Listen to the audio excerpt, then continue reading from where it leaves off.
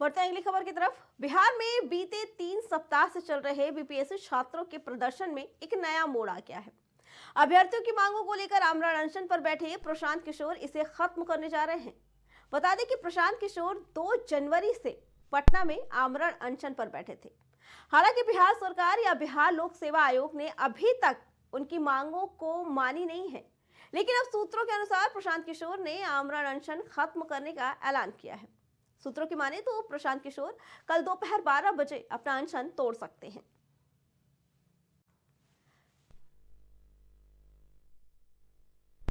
अपने हक की लड़ाई के लिए 13 दिन से सर गर्दनी बाग में अपना आंदोलन चला रहे थे, लेकिन सर यहाँ पे सर राजनीति खेलकर प्रशांत किशोर आगे निकल गए। सर हम लोगों के ऊपर सर लाठियां चल रही हैं। लेकिन प्रशांत किशोर ने तो बोला था कि पहली लाठी हम खाएंगे। सर प्रशांत किशोर ने बोला था पहली लाठी हम खाएंगे, लेकिन सर लाठी चलने से पहले ही उन्होंने निकल लिया सर यहाँ से। सर उन्होंने आश्वासन दिया सर, लेकिन उनका कोई यहाँ पे सर आपको जाना होगा। नहीं सर, सॉरी। क्या नाम भैया आपका? मेरा नाम क्या ही बता, नाम से मतलब नहीं है। ज्यादा होशियार बनोगे ना आएंगे और अनशन जैसे कांग्रेस था वैसे जारी नहीं, अनशन जारी रहेगा। प्रशांत किशोर जेल जाएंगे, क्योंकि अगर छात्रों के युवाओं के और लाठी चलने के खिलाफ आवाज है तो जेल की सजा बनेगी। बता दें कि छात्रों के समर्थन का सफर छात्रों के समर्थन के लिए पहुंचे प्रशांत किशोर लाठीचार्ज होता देख राजनीति कर गए, तो वही खफा छात्रों के साथ गहमा गहमी भी हो गई। प्रशांत किशोर को छात्रों ने वापस भेजा, तो वही प्रशांत किशोर ने आमरण अनशन का ऐलान भी कर दिया था, जिसके बाद आमरण अनशन से उठकर उनको पुलिस भी उन्हें उठा ले गई थी, लेकिन बिना किसी शर्त के कोर्ट ने उन्हें रिहा भी कर दिया था। फिर भी आमरण अनशन उन्होंने जारी रखने का दावा किया। 16 जनवरी को 12 बजे वो अपना अनशन खत्म करेंगे, ये उन्होंने ऐसा ऐलान किया है।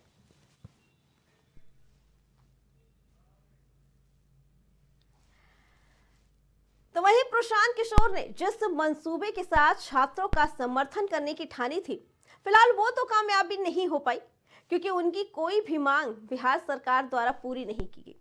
लेकिन उन्होंने छात्रों के दिल में कितनी जगह बनाई है, ये तो आगामी चुनाव में ही पता चलेगा।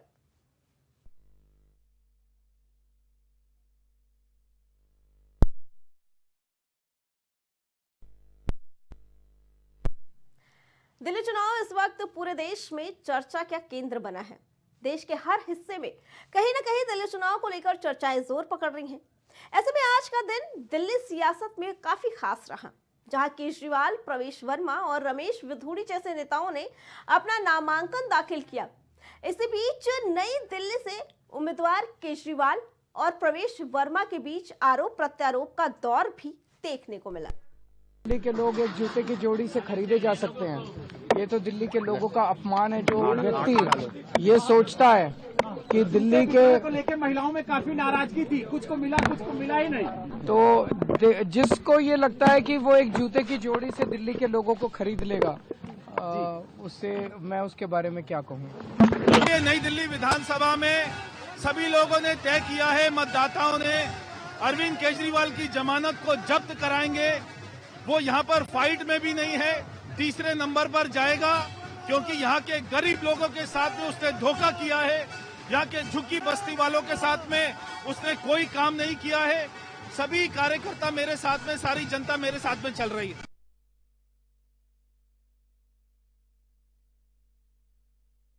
एक चर्चा और तेज हो गई है, जो अमूमन चुनाव के समय पर निकलकर बाहर आ जाती है। बता दें कि चुनावी हलफनामे के मुताबिक उम्मीदवारों की संपत्ति का विवरण अब सामने आ गया है, जिसमें दिल्ली के सबसे ज्यादा हॉट सीटों में से एक कालकाची पर आतिशी और रमेश विधूड़ी की संपत्ति की चर्चा इन दिनों जोरों पर है।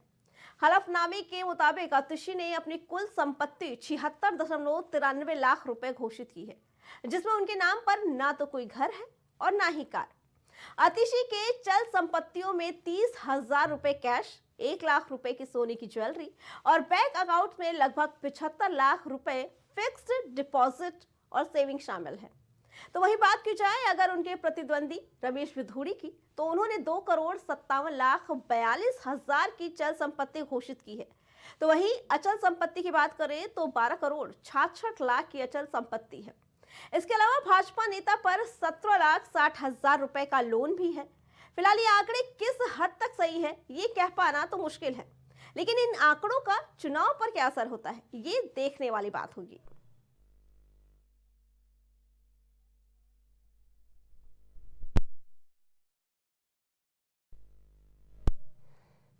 दिल्ली एनसीआर में एक बार फिर हवा जहरीली हो गई है।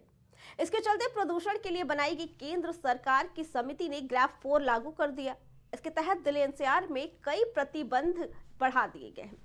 दरअसल सुप्रीम कोर्ट के मौजूदा आदेशों के अनुसार ग्रैफ 4 और ग्रैफ 3 वर्तमान में दिल्ली एनसीआर में 400 और 350 के एक्यूआई स्तरों पर शुरू होता है। सीपीसीबी द्वारा प्रदान किए गए दैनिक एक्यूआई बुलेटिन के अनुसार आज दिल्ली का एक्यूआई दिन के लिए 386 रहा।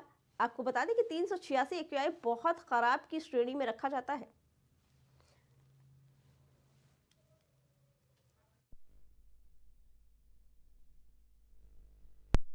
बता दें कि जीआरपी 4 के तहत प्रतिबंध सभी प्रकार के ट्रकों की आवाजाही पर पूर्ण प्रतिबंध होता है। केवल आवश्यक सेवाओं से जुड़े ट्रकों को ही छूट मिलती है। ऐसे में विकास परियोजनाओं सहित सभी निर्माण और तोड़फोड़ गतिविधियां प्रतिबंधित रहती हैं। सभी स्कूलों में क्लासेस हाइब्रिड मोड पर रखी जाती है। साथ ही सरकारी कार्यालय 50% क्षमता पर काम करने की भी अनुमति दी जाती है। इसके अलावा वर्क फ्रॉम होम की भी सुविधा उपलब्ध कराई जाती है। बता दें कि दिल्ली की हवा इस वक्त फिर से काफी ज्यादा जहरीली हो गई है, जिसके बाद ग्रैफ 4 लागू किया गया है। इसमें कई चीजों पर प्रतिबंध भी लगाया जाता है, जैसे भारी वाहनों का प्रदेश के अंदर, शहर के अंदर प्रतिबंध बंद होता है। लेकिन सोचने वाली बात है कि लगातार सरकार के प्रयासों के बावजूद भी आखिर दिल्ली की हवा क्यों दिन ब दिन खराब होती जा रही है। जो हवा मुश्किल से सुधरती है वही हवा फिर से खराब हो जाती है। ऐसे में लोगों के स्वास्थ्य पर भी असर पड़ता है, क्योंकि कई तरह की बीमारियों का भी इसमें बढ़ने का खतरा हो जाता है।